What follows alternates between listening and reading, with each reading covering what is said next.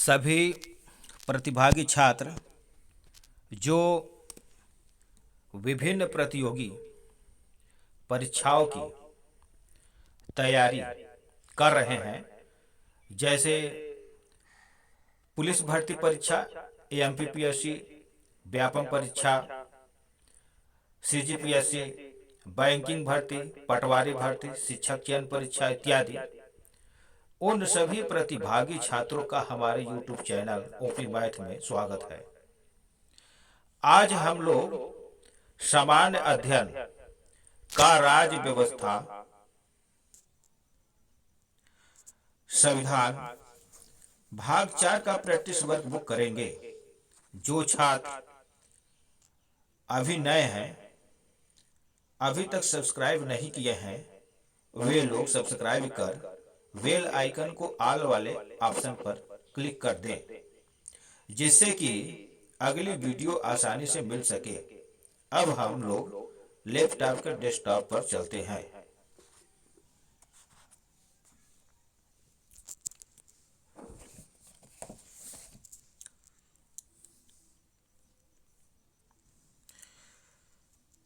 प्रश्न है,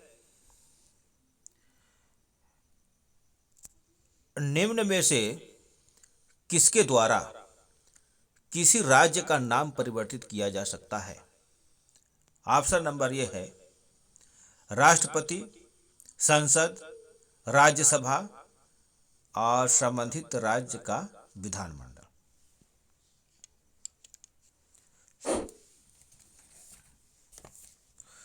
एक बार फिर प्रश्न सुन लें।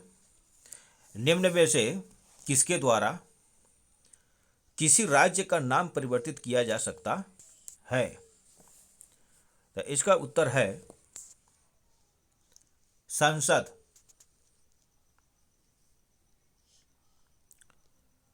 अगला प्रश्न है, निम्न में से किसे भारतीय संघ में शामिल करने के लिए संविधान में अनुच्छेद 2 क और 10वीं अनुसूची शामिल की गई है? ऑप्शन नंबर ए है Jammu Kashmir, option number B है गोवा, ऑप्शन नंबर सी है सिक्किम, ऑप्शन नंबर डी है अरुणाचल प्रदेश। एक बार फिर प्रश्न सुन लें। निम्न में से किसे भारतीय संघ में शामिल करने के लिए संविधान में अनुच्छेद 2 क और 10वीं अनुसूची शामिल की गई है? तो इसका उत्तर होगा सिक्किम।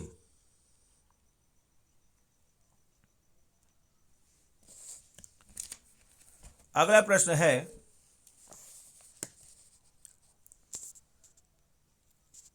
वर्तमान में भारतीय संघ में क्रमशः कितने राज्य और केंद्र शासित क्षेत्र हैं?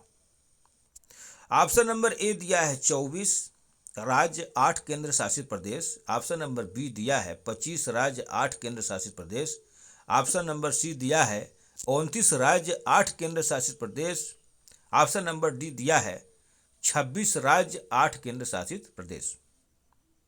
एक बार फिर प्रश्न सुन लें। वर्तमान में भारतीय संघ में क्रमशः कितने राज्य और केंद्र शासित क्षेत्र हैं? तो इसका उत्तर होगा 29 राज्य और 8 केंद्र शासित प्रदेश। अगला प्रश्न है, भारतीय संघ के किसी भू क्षेत्र को विदेशी राष्ट्र को हस्तांतरित करने के लिए क्या संवैधानिक संशोधन की आवश्यकता होती है?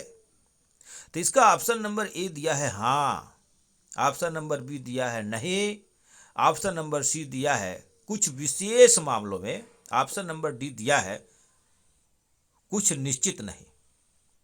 एक बार फिर प्रश्न सुन लें। भारतीय संघ के किसी भू क्षेत्र को विदेशी राष्ट्र को हस्तांतरित करने के लिए क्या संवैधानिक संशोधन की आवश्यकता होती है?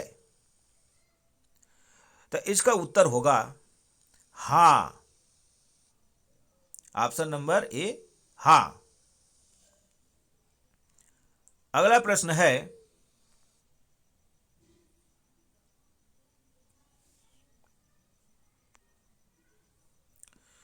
भारत के किस राष्ट्रपति ने लगातार 2 कार्य अवधि पूर्ण की? ऑप्शन नंबर ए दिया है doctor Radhakrishnan. Option number B दिया है doctor Rajendra Prasad. Option number C दिया है doctor Zakir Hussain. Option number D दिया है ए एवं बी दोनों। एक बार फिर प्रश्न सुन लें। भारत के किस राष्ट्रपति ने लगातार 2 कार्य अवधि पूर्ण की? तो इसका उत्तर होगा डॉक्टर राजेंद्र प्रसाद। अगला प्रश्न है, भारत के राष्ट्रपति का चुनाव किस तरह होता है? ऑप्शन नंबर ए दिया है लोकसभा और राज्यसभा के सांसदों द्वारा सीधे चुनाव से। ऑप्शन नंबर बी दिया है राष्ट्रीय स्तर पर सीधे चुनाव से। ऑप्शन नंबर सी दिया है राष्ट्रपति द्वारा मनोनयन से। ऑप्शन नंबर डी दिया है लोकसभा के सांसद और विधानसभा के विधायकों के सीधे चुनाव से। एक बार फिर प्रश्न सुन लें। भारत के उपराष्ट्रपति का चुनाव किस तरह होता है? तो इसका उत्तर होगा ऑप्शन नंबर ए लोकसभा और राज्यसभा के सांसदों द्वारा सीधे चुनाव से। इसकी व्याख्या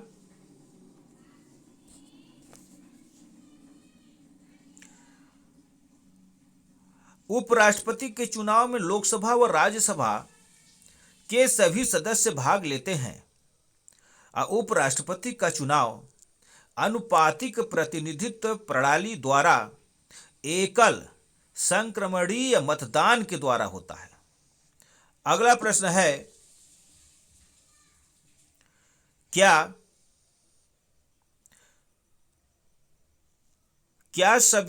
स्वाधीनता के पूर्व भारत की जनता को मौलिक अधिकार प्राप्त था? ऑप्शन नंबर ए दिया है सीमित रूप में। ऑप्शन नंबर बी दिया है नहीं। ऑप्शन नंबर सी दिया है केवल शिक्षितों को। ऑप्शन नंबर डी दिया है केवल सरकारी कर्मचारियों को। एक बार फिर प्रश्न सुन लें। क्या स्वाधीनता के पूर्व भारत की जनता को मौलिक अधिकार प्राप्त था? तो इसका उत्तर है ऑप्शन नंबर ए सीमित रूप में। अगला प्रश्न है, संसद में पेश किया गया बिल एक्ट बनता है जब वह, ऑप्शन नंबर ए दिया है दोनों सभाओं द्वारा पारित हो जाए तथा उस पर राष्ट्रपति की स्वीकृति मिल जाए। ऑप्शन नंबर बी दिया है दोनों सभाओं द्वारा पारित हो जाए तथा उस पर प्रधानमंत्री की स्वीकृति मिल जाए। ऑप्शन नंबर सी दिया है उस पर स्पीकर की स्वीकृति मिल जाए। ऑप्शन नंबर डी दिया है उस पर प्रधानमंत्री और स्पीकर के हस्ताक्षर हो जाए। एक बार फिर प्रश्न सुन लें। संसद में पेश किया गया बिल एक्ट बनता है जब वह, तो इसका उत्तर हो जाएगा ऑप्शन नंबर ए दोनों सभाओं द्वारा पारित हो जाए तथा उस पर राष्ट्रपति की स्वीकृति मिल जाए। अगला प्रश्न है, संसद को संविधान में संशोधन करने का अधिकार है, यह किस अनुच्छेद में लिखा है? ऑप्शन नंबर ए दिया है अनुच्छेद 349। ऑप्शन नंबर बी दिया है अनुच्छेद 368। ऑप्शन नंबर सी दिया है अनुच्छेद 384। ऑप्शन नंबर डी दिया है अनुच्छेद 390। एक बार फिर प्रश्न सुन लें। संसद को संविधान में संशोधन करने का अधिकार है, यह किस अनुच्छेद में लिखा है? तो इसका उत्तर है ऑप्शन नंबर बी, अनुच्छेद 368। अगला प्रश्न है, संघ राज्य की मुख्य कार्यपालिका अथवा राज्याध्यक्ष को एक निश्चित अवधि के लिए निर्वाचित किया जाता है। उसका पद पैतृक नहीं है। इसका अर्थ है कि भारत एक, ऑप्शन नंबर ए दिया है, लोकतंत्रात्मक राज्य है। ऑप्शन नंबर बी दिया है गणतंत्रात्मक राज्य है। ऑप्शन नंबर सी दिया है एक उपनिवेश है। ऑप्शन नंबर डी दिया है अध्यक्षात्मक राज्य है। एक बार फिर प्रश्न सुन लें। संघ राज्य की मुख्य कार्यपालिका अथवा राज्याध्यक्ष को एक निश्चित अवधि के लिए निर्वाचित किया जाता है। उसका पद पैतृक नहीं है। इसका अर्थ है कि भारत एक, तो इसका उत्तर है ऑप्शन नंबर बी, गणतंत्रात्मक राज्य है। अगला प्रश्न है, भारत के राज्यों में मुख्यमंत्री सहित मंत्रिपरिषद को, तो ऑप्शन नंबर ए दिया है राष्ट्रपति नियुक्त करता है। ऑप्शन नंबर बी दिया है राज्य का गवर्नर नियुक्त करता है। ऑप्शन नंबर सी दिया है राज्य के हाई कोर्ट का चीफ जस्टिस नियुक्त करता है। ऑप्शन नंबर डी दिया है राज्य की विधानसभा का स्पीकर नियुक्त करता है। एक बार फिर प्रश्न सुन लें। भारत के राज्यों में मुख्यमंत्री सहित मंत्रिपरिषद को, तो इसका उत्तर होगा ऑप्शन नंबर बी, राज्य का गवर्नर नियुक्त करता है। अगला प्रश्न है, भारत के संविधान में एक स्वतंत्र न्यायपालिका की व्यवस्था है जिसकी मुख्य विशेषता है। ऑप्शन नंबर ए दिया है यह कानून बनाने वाली सर्वोच्च संस्था है। ऑप्शन नंबर बी दिया है यह राष्ट्रपति को भी अपने पद से हटा सकती है। ऑप्शन नंबर सी दिया है यह एकीकृत है। और ऑप्शन नंबर डी दिया है राज्यों के हाई कोर्ट राज्य के कानूनों की व्याख्या करते हैं, जबकि सुप्रीम कोर्ट केंद्रीय कानूनों की व्याख्या करता है। एक बार फिर प्रश्न सुन लें।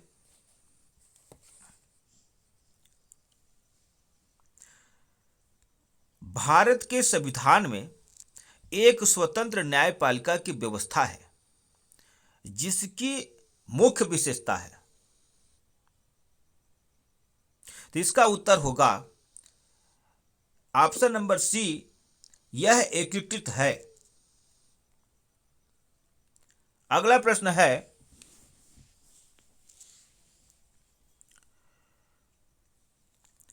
भारत के संविधान में उल्लेखित राज्य के नीति निर्देशक तत्वों की मुख्य विशेषता है। ऑप्शन नंबर ए दिया है इन्हें कोई अदालत लागू नहीं करा सकती। ऑप्शन नंबर बी दिया है ये देश के शासन के बुनियादी आधार है। ऑप्शन नंबर सी दिया है ये ऐसे साधनों, हिदायतों, राजनीतिक घोषणा पत्रों तथा नैतिक आदर्शों की संहिता के समान है जो देश के लिए मार्गदर्शन करने वाले हैं।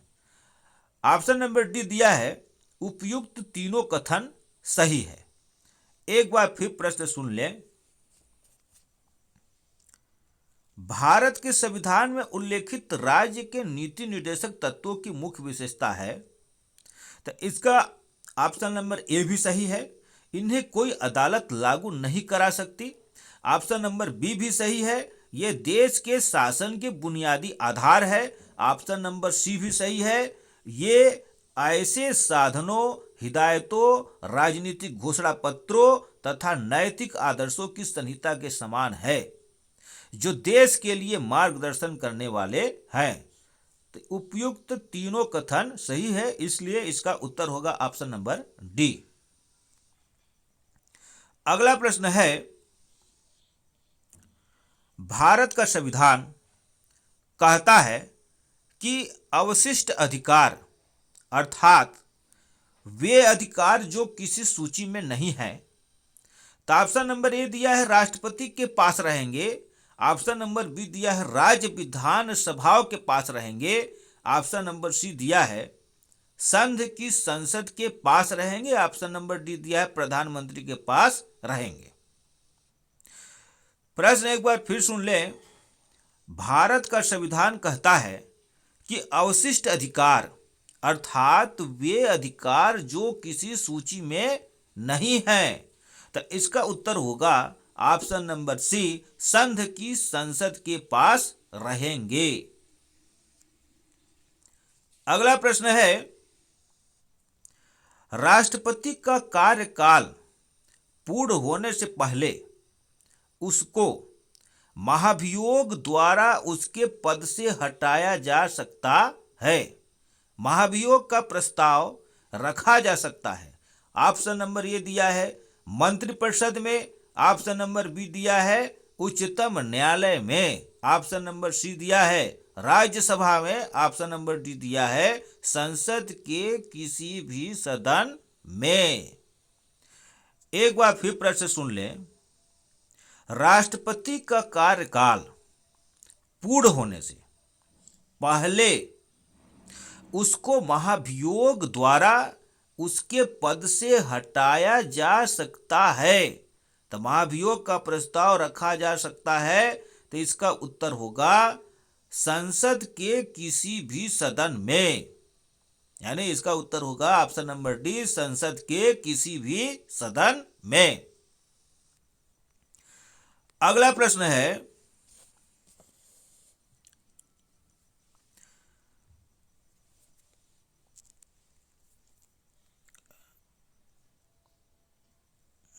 भारतीय संविधान में सामाजिक तथा आर्थिक योजना का विकास समवर्ती सूची में रखा गया है, इसलिए इस विषय में केंद्र और राज्य मिलजुल कर कार्य करते हैं।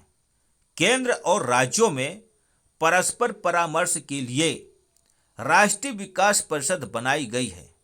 इसका अध्यक्ष होता है, तो ऑप्शन नंबर ए दिया है योजना मंत्री, ऑप्शन नंबर बी दिया है वित्त मंत्री, ऑप्शन नंबर सी दिया है प्रधानमंत्री, ऑप्शन नंबर डी दिया है कृषि मंत्री। एक बार फिर प्रश्न सुन ले। भारतीय संविधान में सामाजिक तथा आर्थिक योजना का विकास समवर्ती सूची में रखा गया है, इसलिए इस विषय में केंद्र और राज्य मिलजुल कर कार्य करते हैं। केंद्र और राज्यों में परस्पर परामर्श के लिए राष्ट्रीय विकास परिषद बनाई गई है। इसका अध्यक्ष होता है, तो इसका उत्तर होगा ऑप्शन नंबर सी, प्रधानमंत्री। अगला प्रश्न है,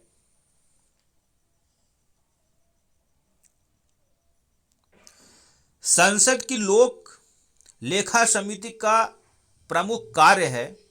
तो ऑप्शन नंबर ए दिया है शासन के वित्तीय लेखा एवं विनिमय तथा कंट्रोलर व ऑडिटर जनरल की रिपोर्ट का परीक्षण। ऑप्शन नंबर बी दिया है सार्वजनिक क्षेत्र की इकाइयों के उच्च पदों पर नियुक्त करना। ऑप्शन नंबर सी दिया है नीति के अनुसार वित्तीय प्रावधान का परीक्षण। ऑप्शन नंबर डी दिया है इनमें से कोई नहीं। तो एक बार फिर प्रश्न सुन ले। संसद की लोक लेखा समिति का प्रमुख कार्य है, तो इसका उत्तर होगा ऑप्शन नंबर सी, नीति के अनुसार वित्तीय प्रावधान का परीक्षण। अगला प्रश्न है,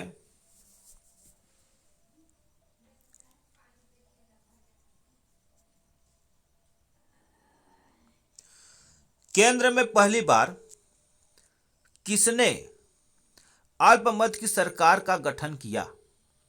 ऑप्शन नंबर ए दिया है चरण सिंह 1979। ऑप्शन नंबर बी दिया है Vishwanath Pratap Singh 1989। Option number C दिया है चंद्रशेखर 1990। ऑप्शन नंबर डी दिया है पीवी नरसिंह राव 1991। एक बार फिर प्रश्न सुन लें।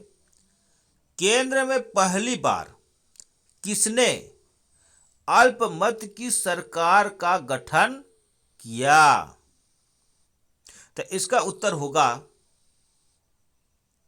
ऑप्शन नंबर ए चरण सिंह 1979। अगला प्रश्न है,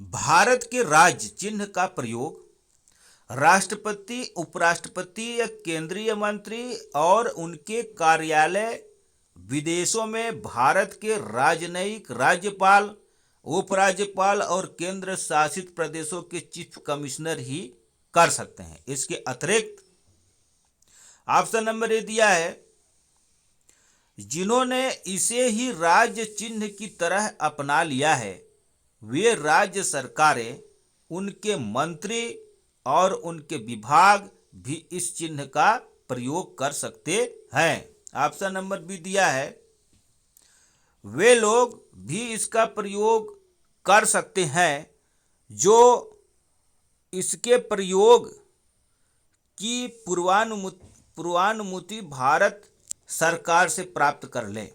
ऑप्शन नंबर सी दिया है वे सार्वजनिक स्वायत्त शासी संस्थाएं इसका प्रयोग कर सकती हैं जो प्रत्यक्ष रूप से केंद्रीय सरकार के नियंत्रण में हो।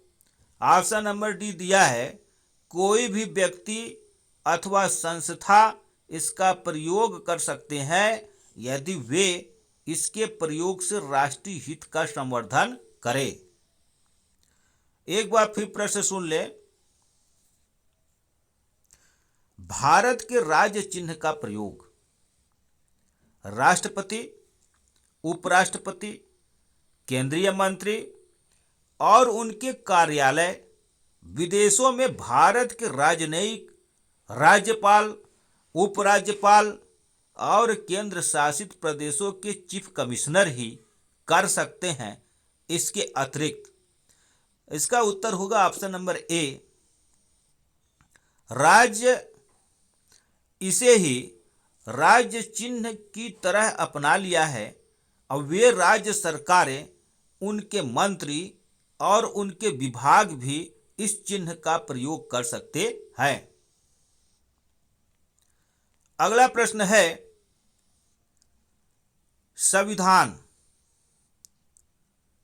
संविधान के अनुच्छेद 280 के अनुसार संविधान लागू होने से 2 वर्ष के भीतर तथा उसके पश्चात हर 5 वर्ष बीतने पर यदि राष्ट्रपति आवश्यक समझे तो उसके पूर्व एक वित्त आयोग की नियुक्ति होगी। अब तक कितने वित्त आयोग नियुक्त हो चुके हैं? इसमें ऑप्शन नंबर ए 8 दिया है, बी 9 दिया है, ऑप्शन नंबर सी दिया है, ऑप्शन नंबर डी 10 दिया है। इसका उत्तर हम अपने डिस्क्रिप्शन बॉक्स में दे देंगे।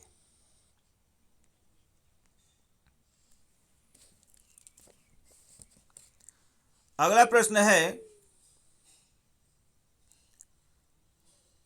संविधान के उपबंधों के अधीन किस प्रकार से किसी भारतीय नागरिक की नागरिकता समाप्त हो सकती है? ऑप्शन नंबर ए दिया है त्यागने पर, ऑप्शन नंबर बी दिया है पर्यावसान पर, ऑप्शन नंबर सी दिया है वंचित किए जाने पर, ऑप्शन नंबर डी दिया है उपयुक्त सभी। एक बार फिर प्रश्न सुन ले। संविधान के उपबंधों के अधीन किस प्रकार से किसी भारतीय नागरिक की नागरिकता समाप्त हो सकती है? तो ऑप्शन नंबर ए त्यागने पर यह भी सही है। ऑप्शन नंबर बी पर्यावसान पर यह भी सही है। ऑप्शन नंबर सी वंचित किए जाने पर यह भी सही है। ऑप्शन नंबर डी उपयुक्त सभी, यानी उपयुक्त सभी। अगला प्रश्न है, निम्न में से किस स्थिति में किसी व्यक्ति को भारतीय नागरिकता से वंचित नहीं किया जा सकता है? ऑप्शन नंबर ए दिया है निर्वाचन के दौरान।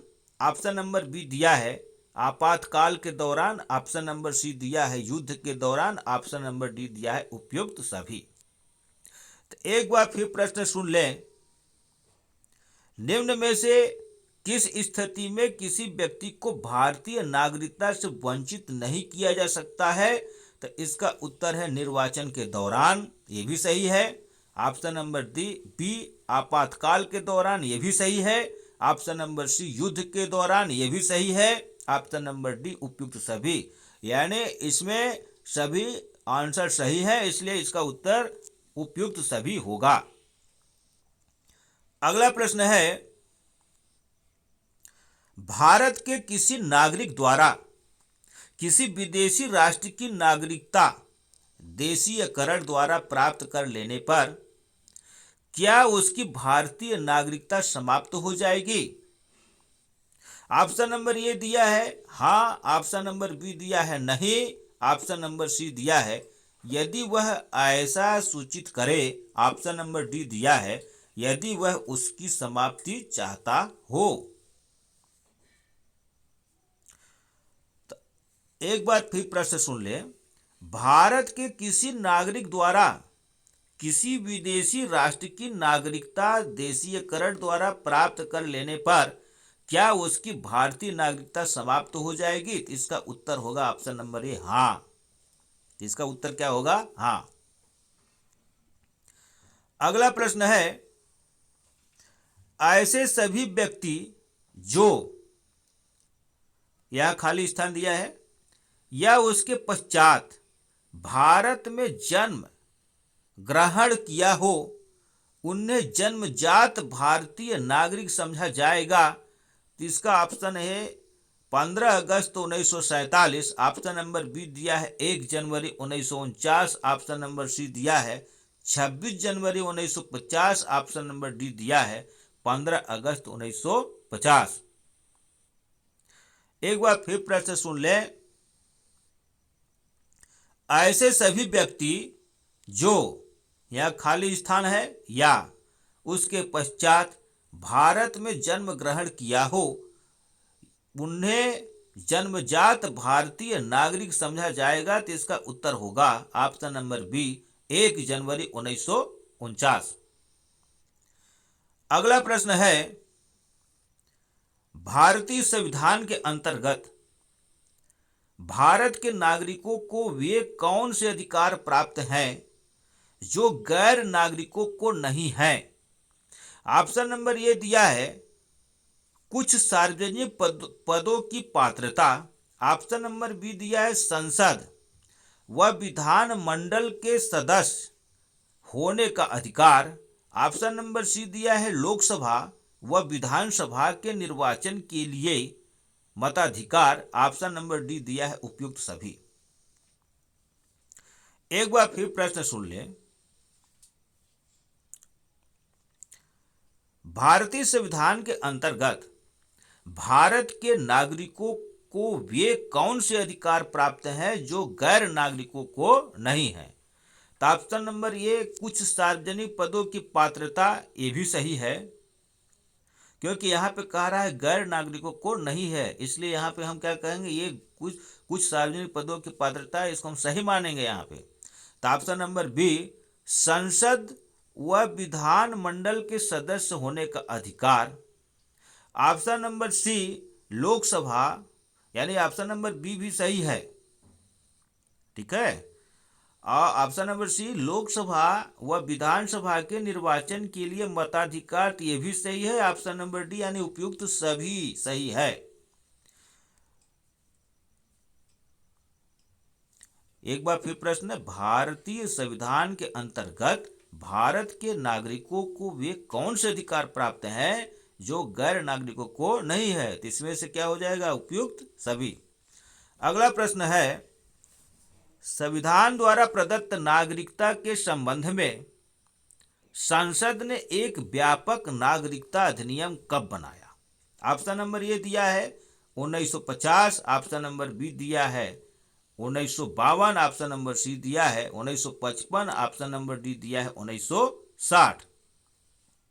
एक बार फिर प्रश्न सुन ले, संविधान द्वारा प्रदत्त नागरिकता के संबंध में संसद ने एक व्यापक नागरिकता अधिनियम कब बनाया? तो इसका उत्तर होगा 1955। अगला प्रश्न है,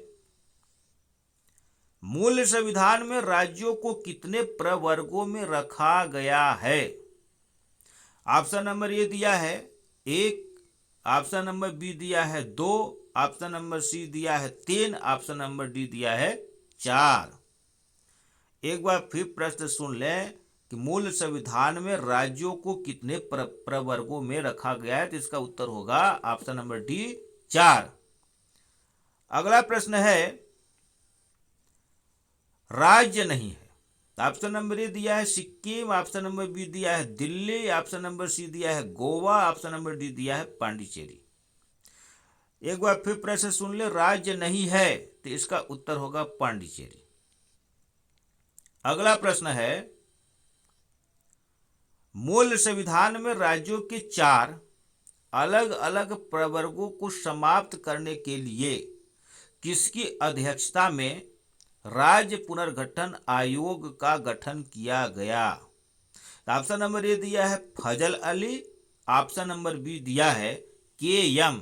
पानिक्कर, ऑप्शन नंबर सी दिया है H.N.. Kunzru, option number D दिया है पी. श्रामुलू। एक बार फिर प्रश्न सुन ले, मूल संविधान में राज्यों के 4 अलग अलग प्रवर्गों को समाप्त करने के लिए किसकी अध्यक्षता में राज्य पुनर्गठन आयोग का गठन किया गया? तो इसका उत्तर होगा फजल अली, यानी इसका उत्तर क्या होगा? फजल अली, ऑप्शन नंबर ए।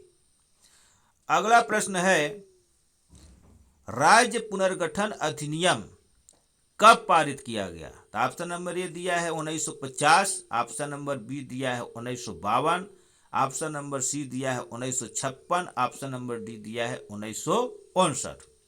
एक बार फिर प्रश्न सुन ले, राज्य पुनर्गठन अधिनियम कब पारित किया गया? तो इसका उत्तर होगा ऑप्शन नंबर सी 1956।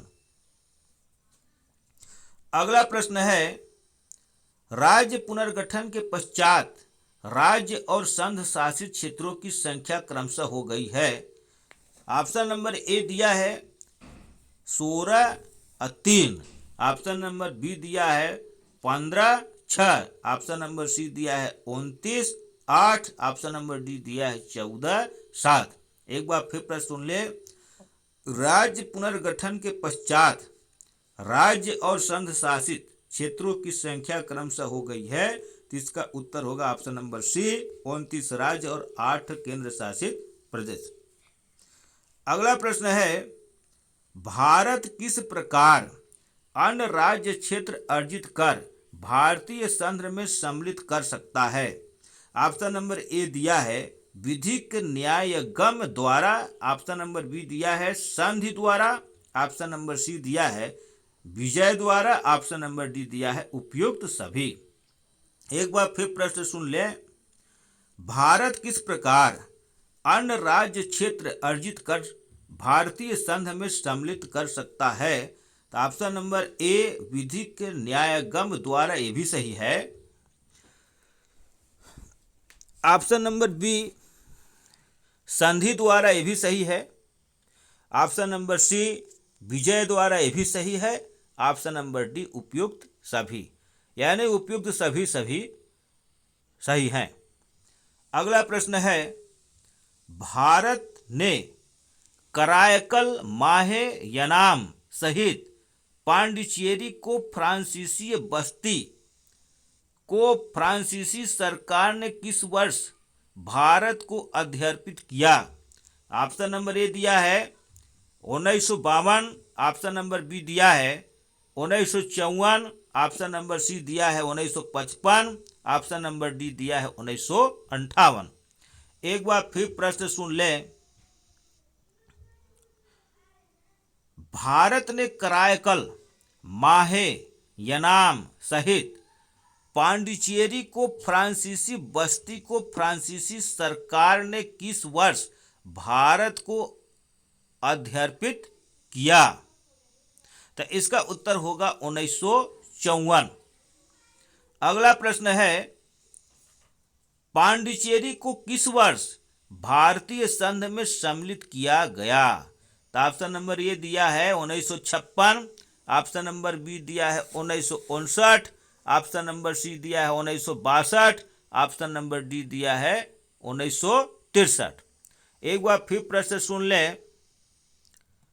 पांडिचेरी को किस वर्ष भारतीय संघ में सम्मिलित किया गया? तो इसका उत्तर होगा 1962। यानी पांडिचेरी को किस वर्ष भारतीय संघ में सम्मिलित किया गया? तो इसका उत्तर होगा 1962। किस वर्ष गोवा सहित अन्य पुर्तगाली बस्तियों को भारतीय संघ का राज्य क्षेत्र बनाया गया? तो ऑप्शन नंबर ए दिया है 1960, ऑप्शन नंबर बी दिया है 1962, ऑप्शन नंबर सी दिया है 1963, ऑप्शन नंबर डी दिया है 1965। तो एक बार फिर प्रश्न सुन ले। किस वर्ष गोवा सहित अन्य पुर्तगाली बस्तियों को भारतीय संघ का राज्य क्षेत्र बनाया गया? तो इसका उत्तर होगा 1962। 1962। तो आज का टॉपिक यहीं तक। आज हम लोग यहीं तक वस्तुनिष्ठ प्रश्न का हल करेंगे। यदि पसंद आया हो तो लाइक बटन को दबाएं। अगले 24 घंटे बाद दूसरा वीडियो लोड करेंगे। धन्यवाद।